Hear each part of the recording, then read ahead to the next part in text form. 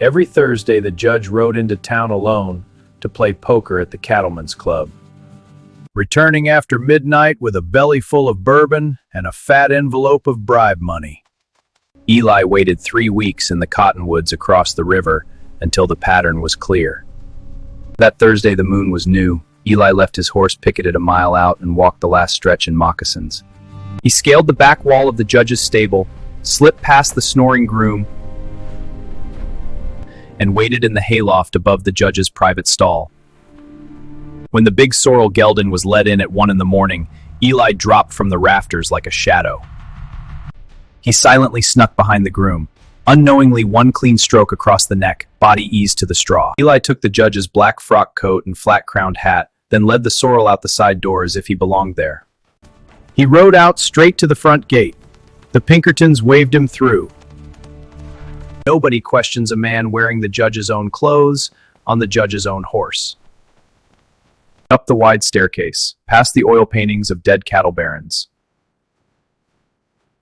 Into the master bedroom where Judge Harlan Crowe laid snoring, vest unbuttoned, boots still on.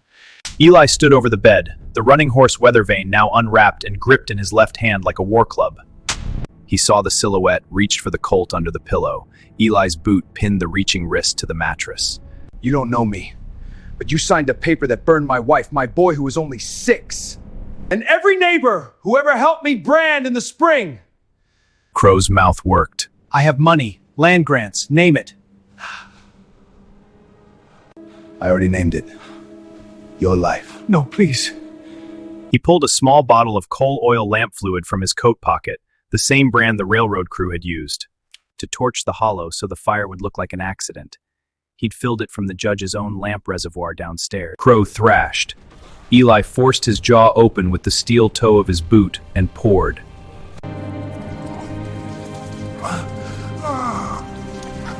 Eli counted in a flat drawl. 1, 2, 3. At 12, the thrashing turned to spasm. At 17, the body arched like a bowstring. At 19, it went slack. 20. On the pillow beside the judge's open, sightless eyes. Next to it, he laid the folded writ. He left through the kitchen door, coat and hat still on. By the time the Pinkertons found the body at dawn, Eli was already riding north under a sky turning iron gray, the weather vane tied behind his saddle like a promise. He had one more name on the list, the railroad baron himself.